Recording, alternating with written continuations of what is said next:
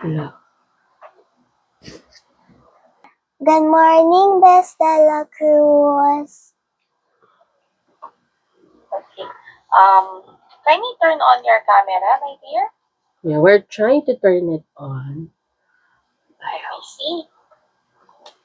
We're trying to turn on my camera. Wait, Again, sorry. We are trying to turn on my camera. Okay. Miss Dela Cruz will log out and then log back in.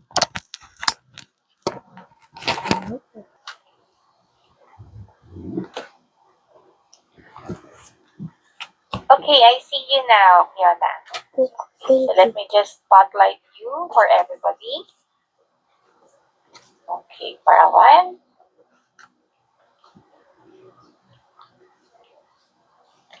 Okay. Are you ready, Fiona? Yes. Okay, so I'll just say something first and then I'll give you the floor later. Okay?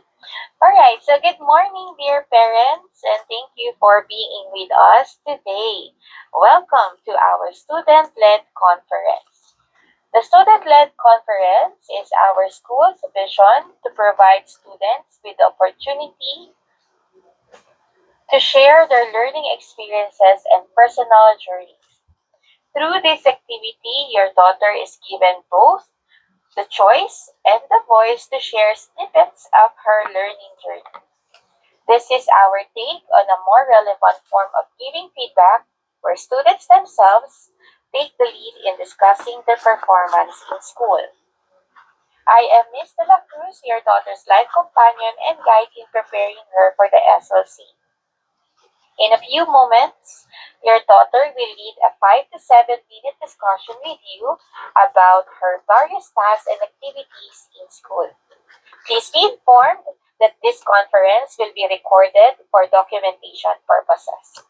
So at this point, I am sure that Fiona is excited and eager to begin. So without further ado, let's all welcome Fiona. Take it away. Good morning, my dear parents and teachers. I am Fiona Michiko L. Makutong from Grade 2, Room 1, Our Lady of the Miraculous Medal. I am here to present to you my learning journey this school year. I am happy because I like my teachers and I enjoy learning all the time. The activities that I enjoyed the most were singing songs and making a paper boat and paper airplane. In math, answering tasks and book activities. Through these, I became smart, an artist, and independent learners. I like the following performance tasks in CL, Seeking Our Savior, because they help me to know God more. In math, the division and multiplication, because they help me to be intelligent, smart, and good in math. I would like to improve my being sleepy in class.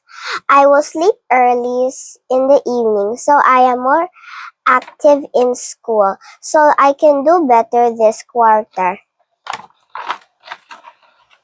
I would like to develop LPO number 5 by watchful, loving take carers of God's creation. More because I want to show God how much I love the environment. It is the place where I live. Thank you for listening. Thank you very much, Fiona, for that wonderful. Yay! May I invite your dear parents to share their thoughts and give a message to you. What can you say about her learning journey to mommy? Hi, Miss Dela Cruz. Number one, I was so happy to observe Kiona do this. It gives me a snippet of how she is in school. I can definitely see that she enjoyed the school year this year because of the enthusiasm and how, she shared, and through our practice, she would, share a lot of stories as well. Um, it really gives us, or really confirms that we've chosen the right school for Kiona as being, the home for her as she grows up to be a Paulinian and God-fearing daughter. She did mention about the art topic. She did mention about math. So what we do together with her tutor, we will try to have more activities, so that she can get to explore more and have more learning. We will be more um, selective in terms of the activities that we do, especially on her instructor led or on her independent learning days, to be able to help her as she develops and grows. She did mention also that sometimes she gets a little bit of sleepy. So, two things. Number one, we'll make sure that she gets to sleep by 8 p.m. so she has more time.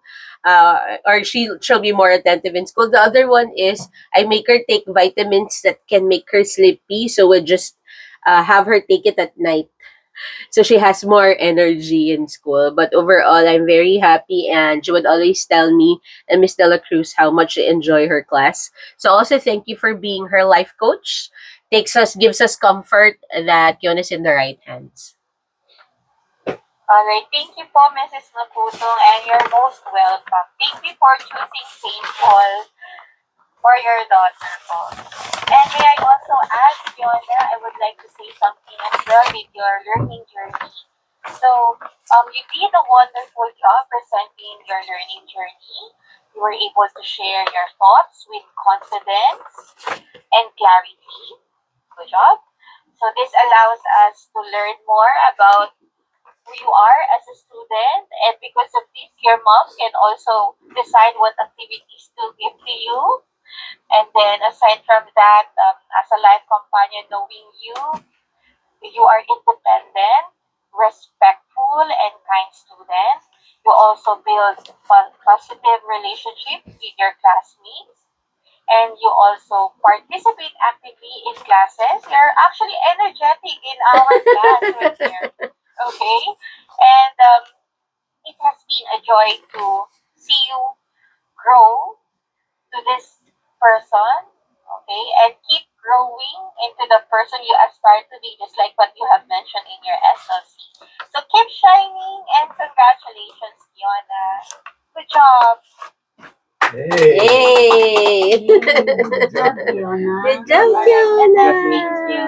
Congratulations. Thank you once again, dear parents. Oh, may I know if Mr. Makutang is there? So Yes, he can he's also- taking a video, but he's shy, so he said I'll be the spokesperson. Her grandparents are in the room as well. Oh, okay, sige. Listening. Or maybe we can also ask a message from them. Yes. Go ahead po, ma'am and sir. Maybe we can ayan, go closer to Fiona. No. Oh, you have a very supportive family. Yes. She we are asked all for everyone. She to asked be for everyone around for to this. be in the same room so that Maybe you can come closer so that you can see in the video po. Ayan. Okay. Go ahead po, ma'am. dito na lang.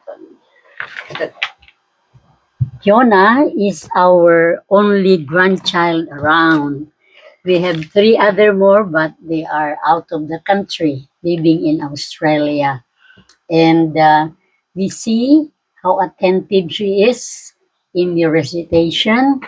And we're so happy, glad to know that our dear Kiona is very good in school, attentive, and I also hope that this time she will be uh, have lesser absences because sometimes she sleep in school, but she promised that she will take vitamins that will keep him sleepy longer time At night. at night. Thank you very much for giving us this opportunity to talk to you. And indeed, we are proud of St. Paul because our two other girls, um, her mom, Adoradel, and Mary Grace also are also product of St. Paul. God bless us all. Thank you. Thank you po, ma'am. Wow, Fiona, you're very blessed to have a very supportive family. What can you say, Fiona, to them? Thank, Thank you, and I love you. Oh, how sweet of you. All right. So this time, thank you once again, dear parents and grandparents, for being present today. We are so glad to be celebrating success and milestones together and building stronger homeschool partnership. May we continue to consistently collaborate for your daughters and other successes in the future.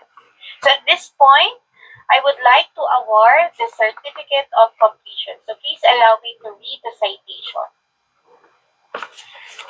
St. Paul College, Pasig, Grade School Department presents the certificate of completion to Kiona Michiko L. Makuto for participating and successfully finishing her student-led conference, given this 5th of February 2026. Signed by yours truly, Ms. De La Cruz, the Life Companion, Mrs. Carnally Maan Kapungpue, our life coach, Mrs. Maria Christine Quintos, our grade school principal.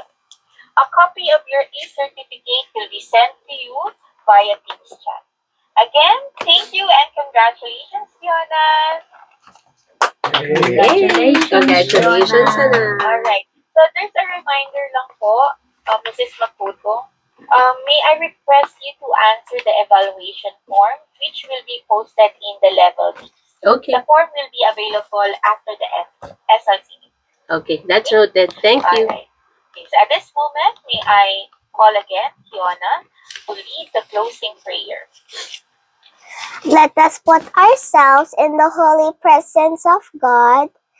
And And adore adore His His holy holy name. In the name of the Father, and of the Son, and of the Holy Spirit. Amen. Our loving God and Father, thank you for all the things that I have learned this school year. Bless my teachers and classmates who help me every day. Through Christ our Lord. Amen. In the name of the Father, and of the Son, and of the Holy Spirit. Amen. Thank you and God bless you always. Enjoy the rest of the day. Goodbye, everyone.